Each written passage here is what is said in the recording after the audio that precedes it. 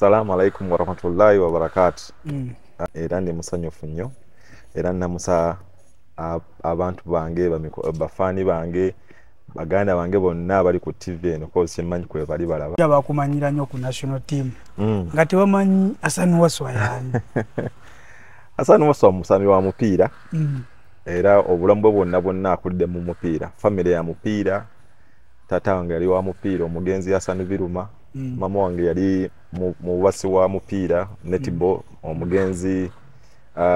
Betty Nanno Zinalongo koza family yonna kyenkana koza watudde ne ku baganda bange basambi ba mupiira basambako Katoya samu mupiira paka Kiwuli n'akita ne tudda ku baganda bange Moses Abudu Biruma Farida nali nyazanya volleyball Jalia Nasuna volleyball kati kwegamba family yonna ya kapira ya mizannyo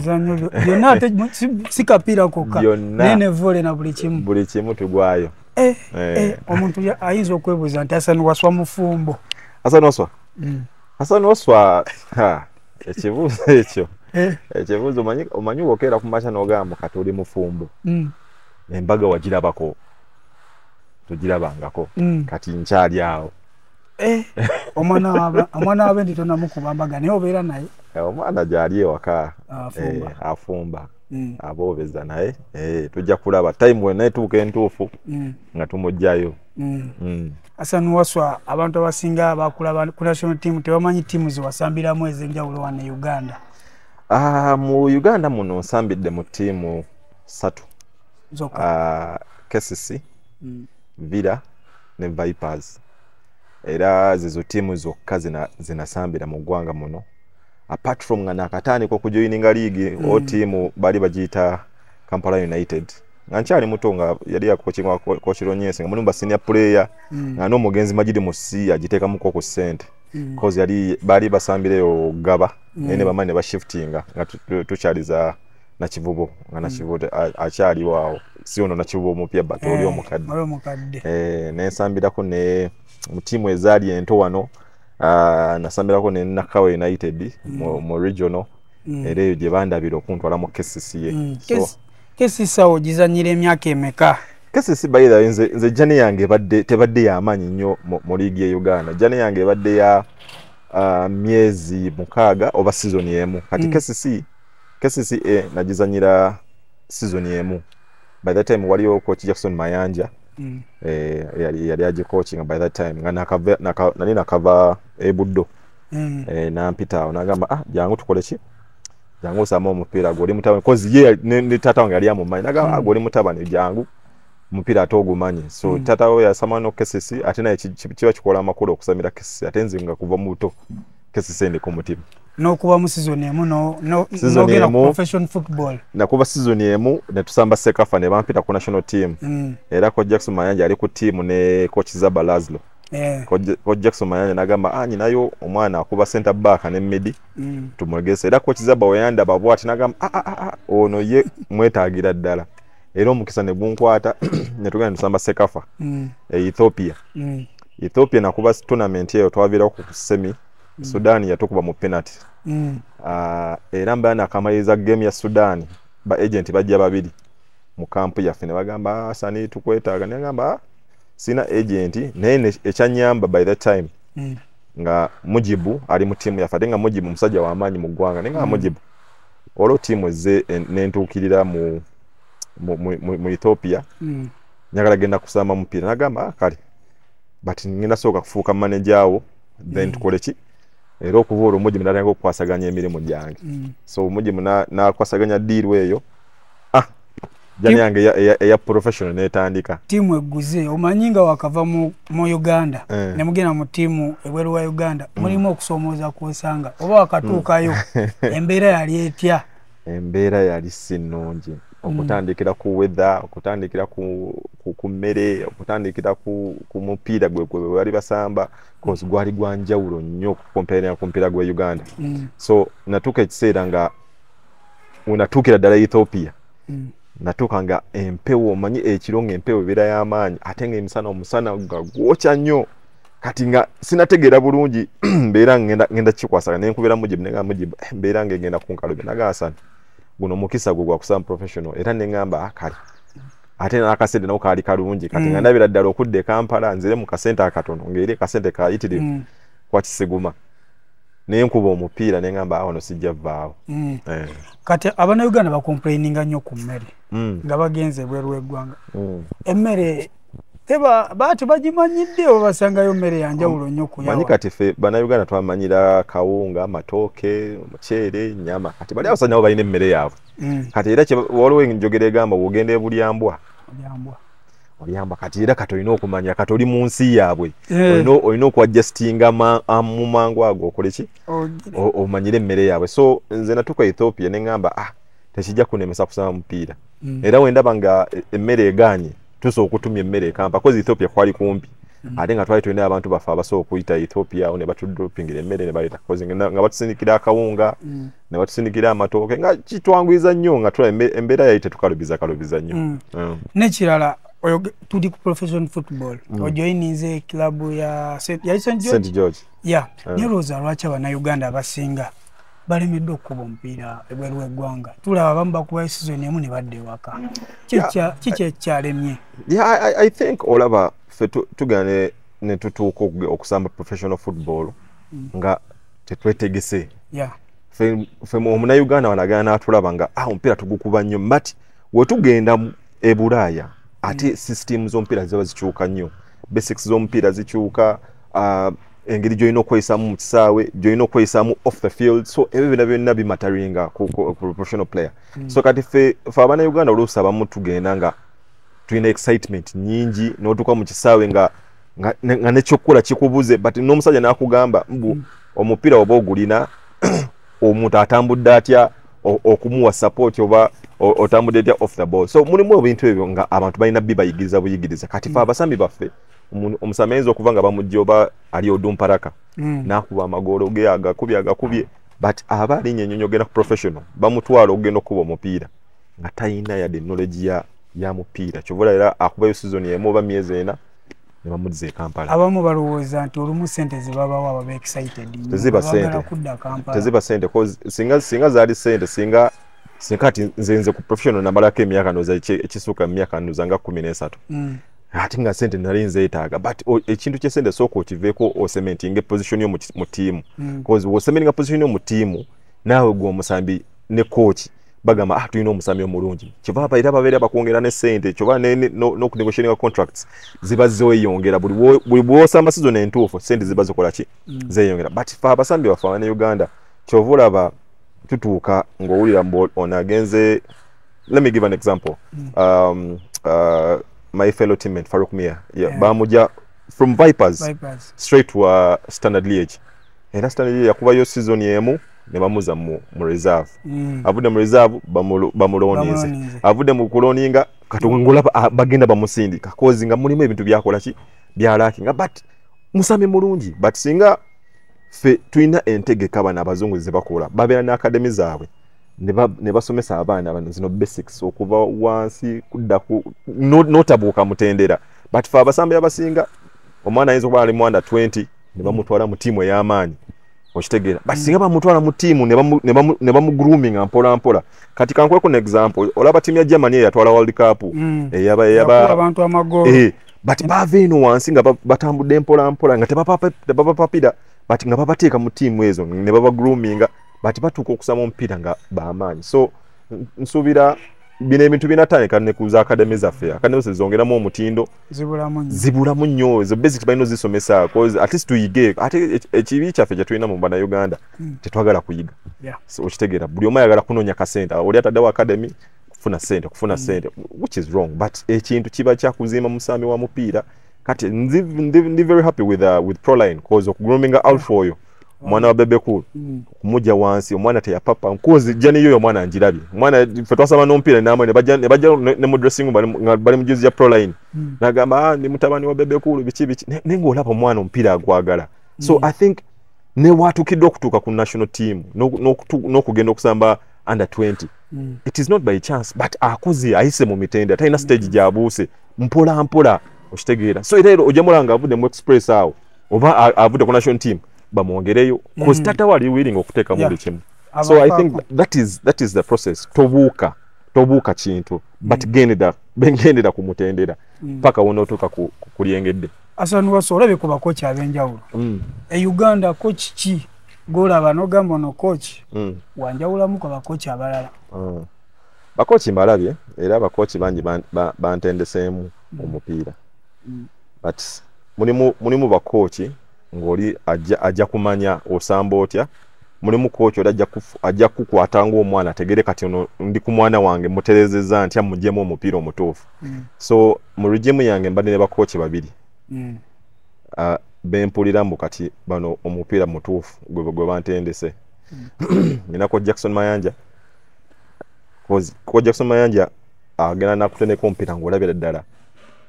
Akuteneka nga mutabani we but akuteneka ngwa omusambi agenda okweyongerayo mu maaso awo. Ne coach omulala omulangira coach Mike Mutebi. He is a very strict coach. Ye coach agenda okera ku macha nga ajja kukambuwala but enkera ku macha nga akola ki nga era wonotuna tenure ye ku KCC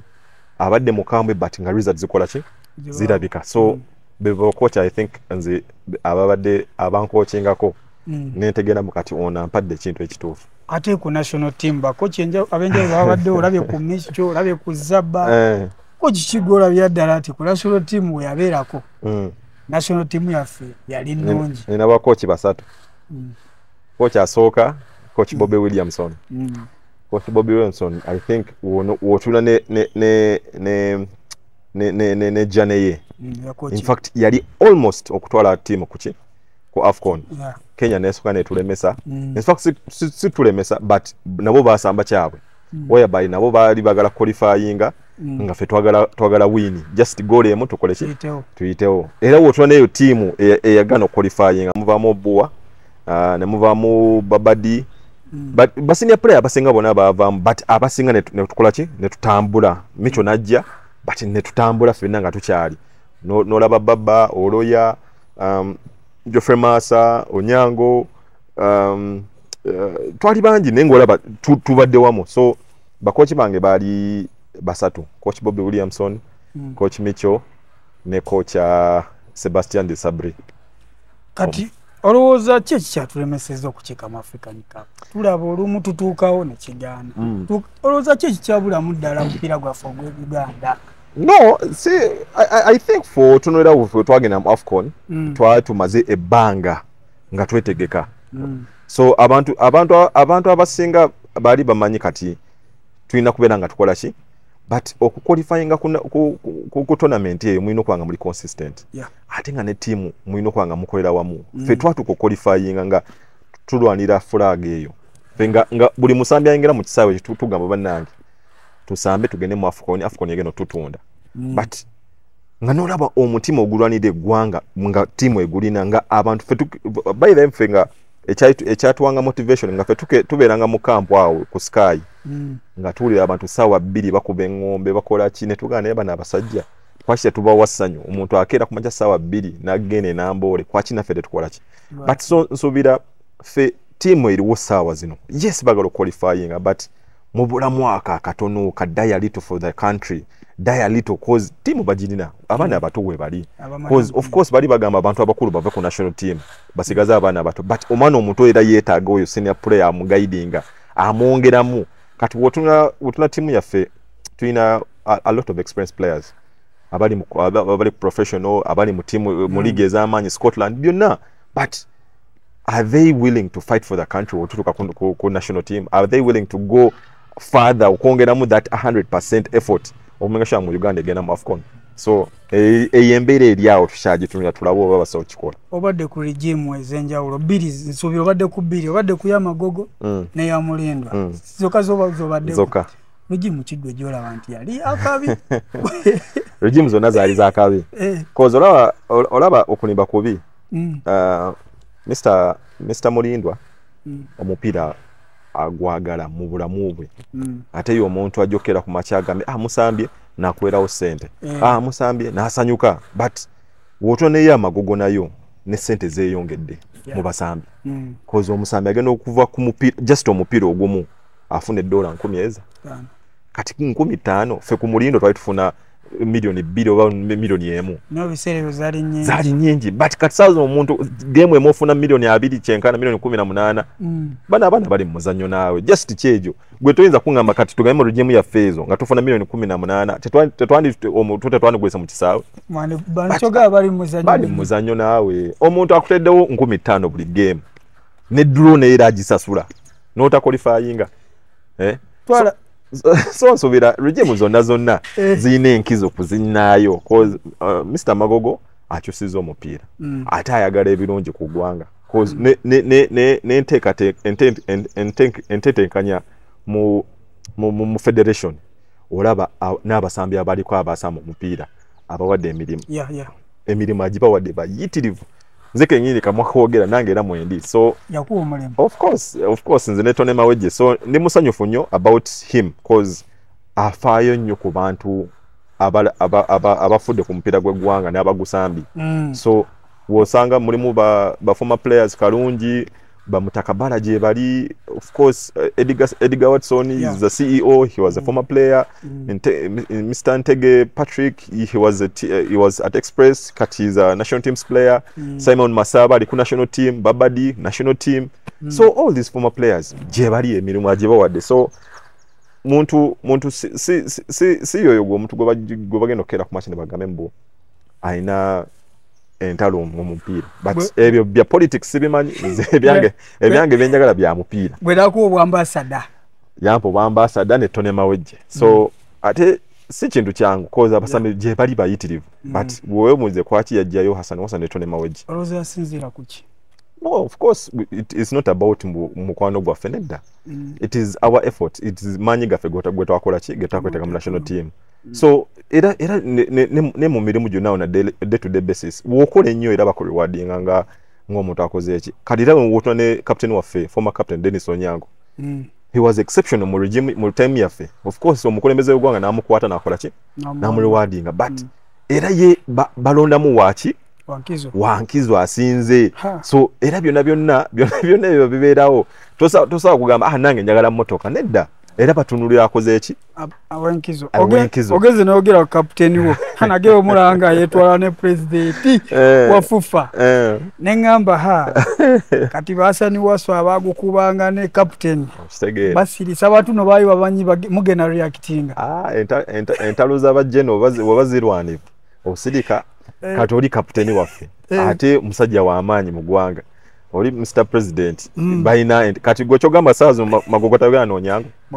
boogera kati gwe ojja teekayo ekigamba ate gwe ogwofuuka omubi so baleka ne bamaliza entalo zaabwe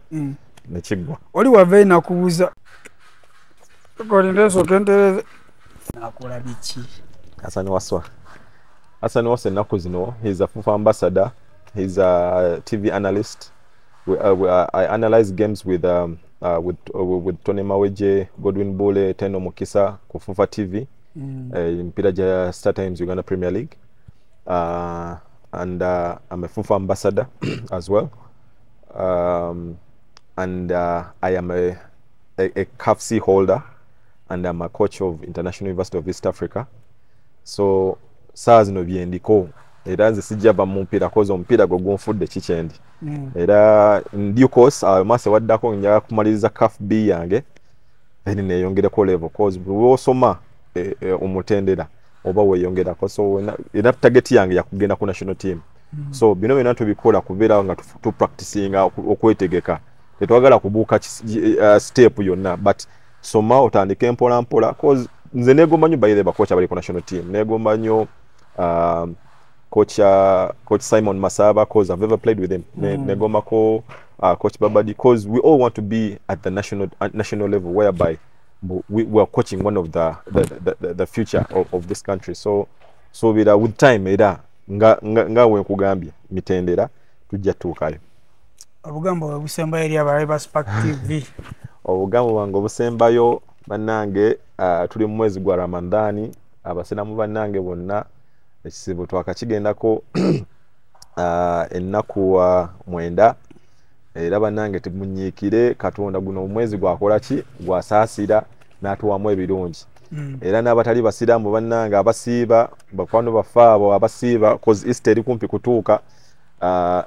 temulekera namwe kusiiba koza abamu mukyasiiba n'abatasiiba mwenna mbaagaliza emirembe